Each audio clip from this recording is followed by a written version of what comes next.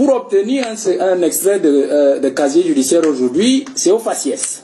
Il faut le savoir. C'est un administrateur civil. Ah non, je suis administrateur civil et je parle. Il faut le savoir. Il faut le savoir. Pour obtenir un extrait d'acte de naissance, c'est le parcours du combattant. Il faut le savoir.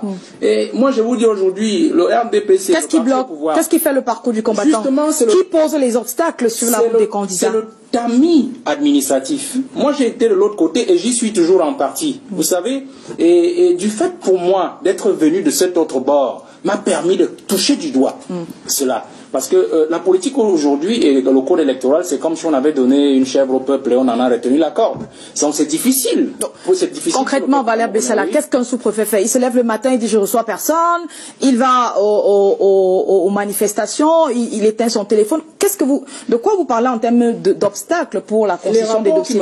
Les rapports qui me reviennent, peut-être pas pour Jouvence, ils sont clairs. C'est-à-dire que vous avez un certain absentéisme organisé des autorités, que ce soit municipales, que ce soit des autorités administratives. Elles peuvent être prises, ces autorités, dans des... Je vais vous citer un cas par exemple. J'ai envoyé établir des extraits de casier judiciaire au palais de justice hier, je crois. On en a établi 9, on en a déposé 15. On en a établi 9 pour ceux qui n'étaient pas de l'Ouest, et de tous ceux qui n'étaient pas de l'Ouest, les extraits de casier judiciaire ne sont pas sortis. Tous ceux qui n'étaient pas de l'Ouest. Tous ceux qui étaient de l'Ouest, leurs extraits casier judiciaire ne sont pas sortis. Et pourtant, ils sont de ma liste. Donc vous comprenez qu'en fait, il y a comme un tamis de ce qu'on appelle aujourd'hui les fauteurs de troubles de l'opposition.